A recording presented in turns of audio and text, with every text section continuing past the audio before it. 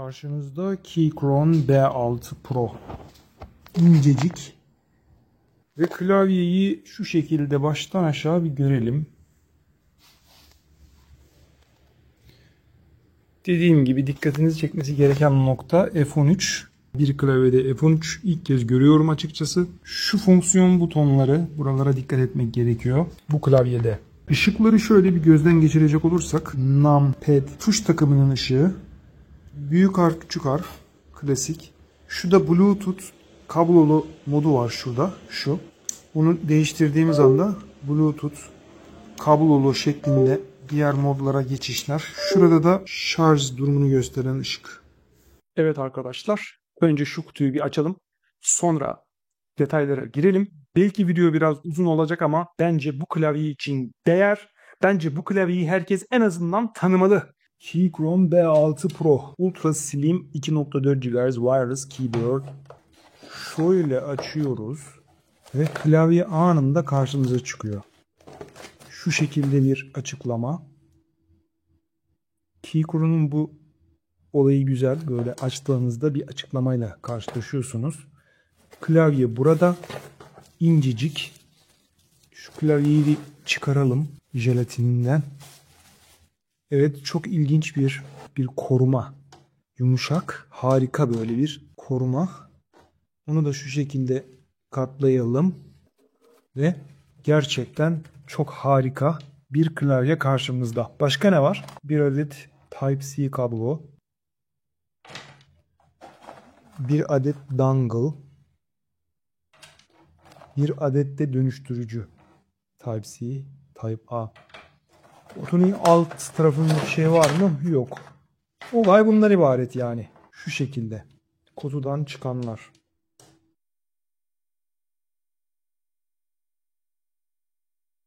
Arkadaşlar geçen 2 adet Keychron klavye satın aldım. Birincisi şu gördüğünüz muhteşem klavye, bu videonun konusu değil. İkincisi ise şu gördüğünüz enteresan klavye. Üzerinde şu an jelatini var, koruma jelatini ve koruma jelatininin bile ne kadar muhteşem olduğunu görüyorsunuz. Şuradan açalım. Bakın. Klavyemiz bu. Şimdi şu gördüğünüz klavye beni o kadar heyecanlandırdı ki neredeyse şu gördüğünüz muhteşem klavyeyi bile bana unutturdu. Buna ayrıca geleceğiz. Bu arada bilmeyenler için Keychron klavye dünyasının önemli firmalarından biri. Bakın New York Times'da The Best Mechanical Keyboards isimli şu makalede en iyi mekanik klavyelerin aylar süren testten sonra Keychron V3 Max, Keychron V5 Max, Keychron V6 Max olduğu sonucuna varmış bu makaleyi yazan arkadaş. Bu arada benim klavyemde Keychron V8 Max yeni aldığım. İşte Keychron'un konumu ile ilgili bir örnek size. Keychron'un sitesindeyiz. Yeni aldığım Razer Basilisk fareyle şu hareketi yapıyorum. Ve About Us'a geldik. Basıyoruz. Keychron hakkında şimdi bilgi edineceğiz. 40'a yakın farklı klavye modeli, klavye fonksiyonelitesinin her yönünü kapsayan CNN, The New York Times, The Verge, Wired gibi dünyaca ünlü dergilerde en iyi mekanik klavye olarak gösterilmiş ve yapay zeka araçları ChatGPT, Gemini, Grok gibi en iyi mekanik klavye opsiyonu olarak Keychron'u göstermiş diyor ve bunun bir örneğini burada işledik. New York Times'da makaleyi kendimiz görerek. Fakat şurası çok önemli, bakın. Keychron'un en önemli unique özelliklerinden biri web tabanlı yazılım ve gerçekten bu çok etkileyici. Hiçbir download'a gerek yok ve Mac ve Windows sistemlerde destekli. Neden acaba buraya Linux yazmamış? Onu da deneyerek ben göreceğim. Linux üzerinde bunu test ederek göreceğiz. Yani web tabanlı sonuçta Linux'ten de girsem çalışacak yani büyük ihtimalle.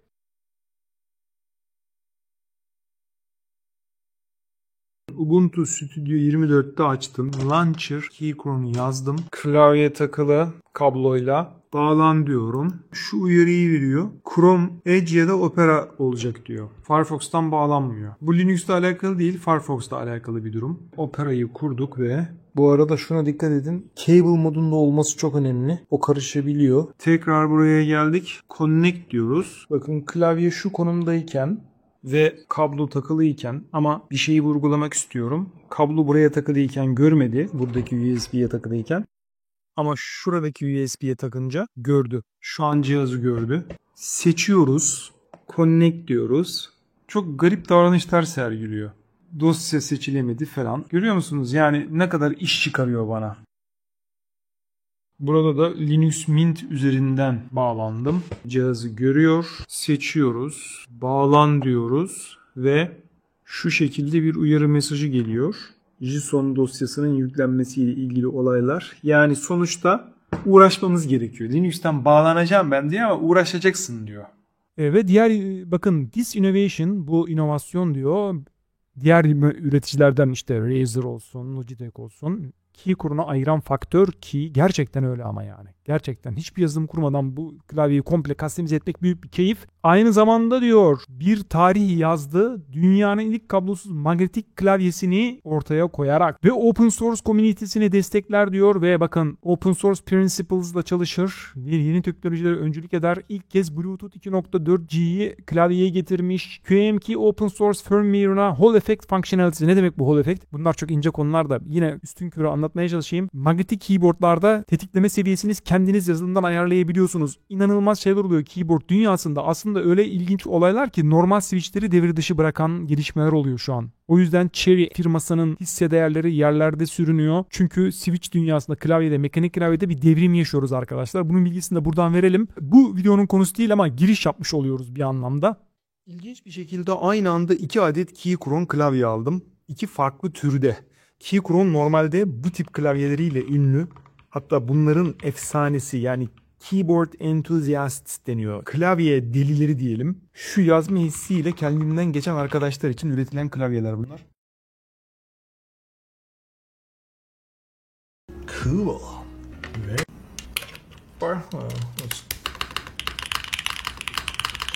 After you want it under your plate, and then kind of grab your brush, and then do that for the rest of them. Thing clacky, right? I feel to do this for every build. Making tape behind. Well, plus I always wondered when would I.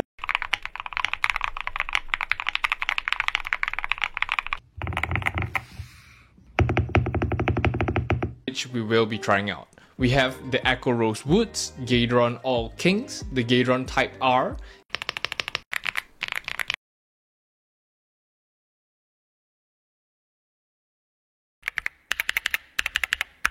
These are all the main parts of a keyboard, and the first part we need to find is the bass. Tree, the only chain also help provide. So these are really important. Ben de onlardan biriyim diyebilirim. Bakın arkada Asus Claymore 2 gibi muhteşem bir klavye dururken ben gittim yazma hissinden dolayı bunu aldım. Bunlar o tarz klavyeler bakın. Bunlarda his maksimum seviyede ki bu orta seviye. Daha üst seviyeleri var. Bambaşka boyutlarda olan klavyeleri var. Keychron'un. Kendini sadece klavye üretmeye adamış. Son zamanlarda fareleri de çıkıyor. Fakat asıl odak noktası klavye olan bir firmadan şu klavyeyi bu fiyata bu kadar özellikle görünce incelemelerim sonunda cidden heyecanlandım ve bu videoyu acil bir şekilde yapmaya karar verdim. Çünkü insanlar bu klavyeyi tanımalı. Mekanik klavye olayına çekinceli yaklaşanlar, istemeyenler, sevmeyenler, şu güzelliği, şu muhteşemliği istemeyenler, sevmeyenler veya bilmeyenler veya pahalı bulanlar ve laptop tarzı şu tip tuşlardan hoşlananlar. Yazma hissi bir laptop klavyesini andırıyor. Yani o tip klavyeleri sevenler için birebir. Tuşlardan hoşlananlar için bu klavye muhteşem bir seçenek. Neden olduğunu bu videoda anlayacağız. Kısaca hızlıca özetleyeyim. Belki videonun devamını izlemek istemeyebilirsiniz ama şu özetle olayı bitirelim. Bu elimde gördüğünüz klavyenin özellikleri bitmek bilmiyor. Bu klavye bizi tabiri caizse sonsuzluk alemine taşıyor. Bu cümle abartı bir cümle değil. Neden olduğunu şimdi açıklayacağım. Öncelikle özelliklerine hızlıca bir bakalım. Videoda da göreceğiz, devamında da göreceğiz ama şurada hızlıca bir özetleyeyim. Bu klavyeyle 3 adet Bluetooth cihazına bağlanabiliyorsunuz. Yani telefonunuz, laptopunuz ve masaüstü bilgisayarınız mesela üçüne birden bu klavyeyle bağlanabiliyorsunuz. Aynı zamanda bir adet dongle yani wireless klasik bağlanma şekli dongle'ınız mesela masaüstü bilgisayarda durur. Laptopunuz ve telefonunuza Bluetooth'la bağlarsınız. İkisini de kullanırsınız. Aynı zamanda kablo ile de bağlanıyor ve kablo üzerinden Type-C kablo üzerinden şarj oluyor. Ve kablo ile bağlandığınızda hiçbir program kurmadan bu klavyeyi komple değiştirebiliyorsunuz. Burada gördüğünüz tuşlara istediğiniz atamaları yapabiliyorsunuz. Ve hepsinden önemlisi arkadaşlar, bu klavyenin üzerinde F13 butonu var ya. Yaklaşıyorum. F13 butonu. F13 butonu olan bir klavye olur mu ya? Ben şahsen oldukça şaşırdım. Ve bunun dışında 4 adet şurada 4 adet fonksiyon butonu var. Default fonksiyonları bile çok yerinde. Hesap makinesi, çoklu görev görünümü ve desktop değişimleri. Ekstra yine şurada bir dizi özellik koymuşlar. Birincisi hesap makinesi. Basıyorsunuz ve hesap makineniz karşınızda. Buraya hesap makinesini bu şekilde koymuşlar yani. Çok güzel. Hani gönül ister ki bir yazılımla şunun fonksiyonu değişebilsin. İkinci enteresanlık şu. Bu da çok güzel. Bundan dolayı da çok takdir ettim. Bakın basıyoruz. Çoklu görev. Yani hangi tasklar şu an açık, hangi programlar açık bunları görebiliyoruz. Bir tuşa basışta. Normalde bunların Windows kısa yolları var. Bakın Windows Tab yaptığımız zaman şöyle bir özellik mevcut. Bunu kısa yollarla ilgili videolarımızda falan işledik. Fakat bunu getirip KeyChron'un şuraya doğrudan koyması şu klavyede gerçekten çok keyifli bir iş. Yani artık insanlar sanırım bu burada olduğu için bu klavyeyi kullananlar bu özelliği de kullanırlar sıklıkla diye düşünüyorum. Bunları tabii insanlar kullanmayabilir fakat dediğim gibi hiçbir yazılım kurmadan web browser üzerinden bağlanarak kablonuzda, tabii kablo takılı olmak zorunda bu arada, orada o detayı belirtelim. Bu klavyeyi komple kastimize edebiliyorsunuz. İstediğiniz gibi şekillendirebiliyorsunuz. Fiyatı düşüktür diye bunun yazılım desteği falan yoktur dedim ama sadece kablolu bir şekilde bağlayarak ve şu adresi açarak hiçbir program kurulumu gerekmeden connect yaparak cihaza ulaşıyoruz ve şuradan istediğimiz gibi özelliklerini değiştirebiliyoruz. Ve ben demiştim ya hani şuralara farklı şeyler atayabilsek iyiydi. Bunu copy paste olarak değiştirdim makrolarla. Bakın şu an 2 adet makro atadım oraya. Makrolarım da burada. Bakın makrolarımızı görüyorsunuz. M0, Ctrl C. Bunları kendiniz keşfetmek zorundasınız. Ben fikir veriyorum. Yani video iyice uzar. Bunların detaylarına girmeye kalkarsam bu video 1 saatte bitmez. Burada böyle olaylar olduğunu bilin ve çok da zor değil. 1-2 dakika içerisinde bir makro tanımlayıp burada kayda basıyorsunuz. Klavye üzerinde tuşluyorsunuz. End diyorsunuz. Ve makronuz oluşuyor. Submit deyip klavyeye gönderiyorsunuz ve şu an gönderdim. Bundan sonra şu klavyede kopyalama yapıştırma arkadaşlar bir fantaziye dönüştü bakın. Şu an mesela bir yazı yazdık. Şöyle bir yazı yazdım. Shift Home işaretledim. Şimdi kopyalamak için şu butona basıyorum. Kopyala. Şimdi buraya basacağım, yapıştıracak bakın arkadaşlar. Geldim. Tek tuşa basışta yapıştırdım. Gördünüz mü? Bütün diğer butonlara da benzer şekilde fonksiyonlar atanabilir. Böyle bir klavye için muhteşem bir olay gerçekten bu. Rahatlıkla önerebileceğim muhteşem bir klavyeye dönüşüyor bu. Bu yazılım desteğiyle ve şu tuşlarla. Bu gerçekten beni oldukça heyecanlandıran bir klavyeye dönüştü. Ve işin ilginç yanı ne biliyor musunuz arkadaşlar? Bu klavyede şuradaki FN butonuna bastığınızda bütün klavye başka bir boyuta geçebiliyor. Yani şuradaki bütün tuşlara farklı bir fonksiyon atayarak ve FN butonunu kullanarak o fonksiyonları kullanabiliyorsunuz.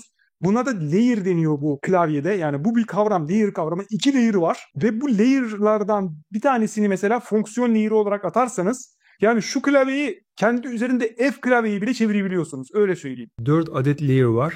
01 Mac için, 23 Windows için.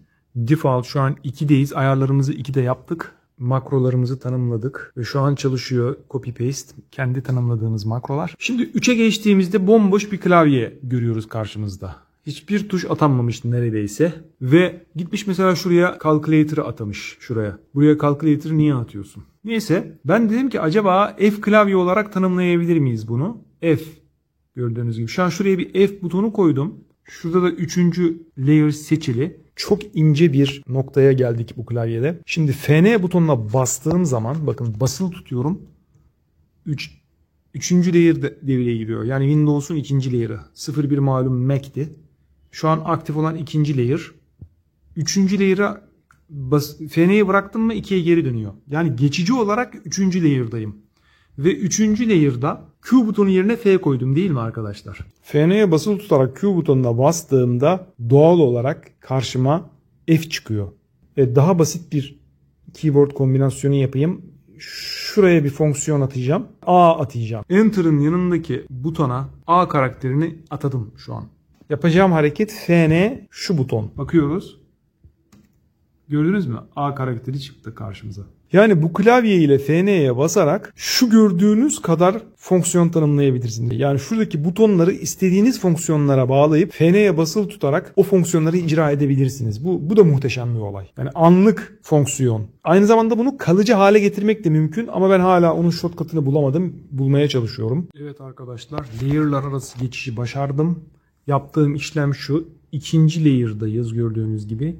İkinci layer'dayken şu butona, scroll lock butona TG3 ataması yaptım aşağıdan. Layer butonlarından TG3 ataması yaptım. Yani artık şu scroll lock TG3 oldu. Yani diğer layer'e geçiyor. F klavyeye geçiyor diyebiliriz pratik açıdan bakacak olursak. Ve bastığım anda şimdi ona bakın basıyorum. Bastım ve 3'e geçtim. Yani bu ne demek? Artık bu klavyenin fonksiyonları icra edilecek. Bakın burası A ve burası da F. Uygulamasında da görüyoruz zaten. Bakın şu an Q'ya basıyorum. F geldi. Noktalı virgüle basıyorum. A geldi. Tasarladığımız gibi yani. Şu an diğer layer'dayız. Düşünebiliyor musunuz? Diğer layer'dayız ve şu an klavye F klavye gibi düşünülebilir. Şuraya tekrar bastığımda basıyorum. Q klavyeye geri döndük. Yani anlaşılsın diye böyle söylüyorum. Sizin o layer'ların adını artık kendiniz veriyorsunuz. Yani kendi ihtiyacınıza göre default layer ve fonksiyon layer'ı ya da Q klavye, F klavye ya da Türkçe klavye, İngilizce klavye gibi. Yani biraz burası komplike. Onu söyleyeyim. Çözmek için bayağı bir kafa yormanız gerekebilir. Fakat ben pratiğini gösteriyorum size. Toggle butonunu şuraya atıyorsunuz. Scroll'a TG3'ü. Her iki layer'da da, ikinci layer'da da TG3. Üçüncü layer'a geçiyorum. Üçüncü layer'da da TG3 scroll.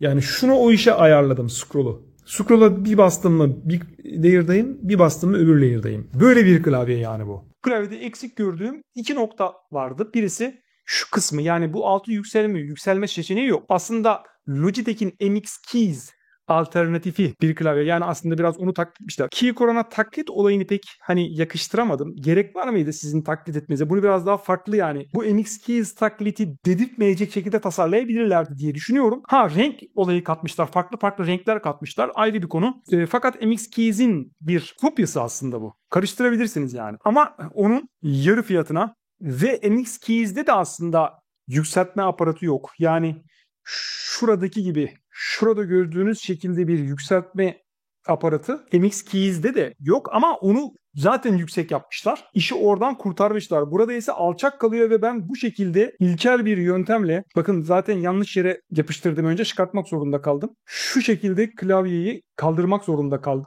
Ve bu şekilde çok güzel kullanıyorum şu an. İkinci eksik nokta, dangle'ı sokacak bir yer yok. Klavye üzerinde dangle'ı sokacak bir yer olmaması kötü. Bu dangle'ın 1-2 sene içerisinde kaybolma ihtimalinin yüksek olduğunu gösteriyor tecrübelerle. Bakın Asus mesela Claymore 2'de bunu yapmış. Şuraya bir USB dangle için yer ayarlamış. Ha, nedir? Bu klavyedeki avantajınız, dangle'ınızı kaybettiğinizde artık wireless connection yerine 3 adet Bluetooth connection'ınız var. Artık onlarla devam edeceksiniz. Normalde wireless dangle'ı kaybettiğimiz zaman malum klavyeyi kullanamıyoruz. Evet, klavyenin özeti bu. Normalde ürün inceleme videolarını 10 dakikanın üstünde yapmak istemiyorum. Sıkıcı olmasın diye ve bilgiyi sıkıştırmak istiyorum. Ancak bu klavye beni gerçekten çok şaşırttı, dediğim gibi. Bu kadar özellik o markanın bir keyboardunda ve bu fiyata. O kadar çok şaşırtıcı şey var ki hangisini anlatayım? Marka Keychron, F13 butonu var. 3 adet Bluetooth, layer'lar, makro atama özellikleri, kurulum yapmadan Logitech gibi, Razer gibi hiçbir kuruluma ihtiyaç duymadan web üzerinden keyboard customizasyonunun yapılabilmesi, üstüne de bu fiyat. Arkadaşlar, bu ürün efsane bir ürün değil mi şimdi? Ben size soruyorum, gerisini size bırakıyorum.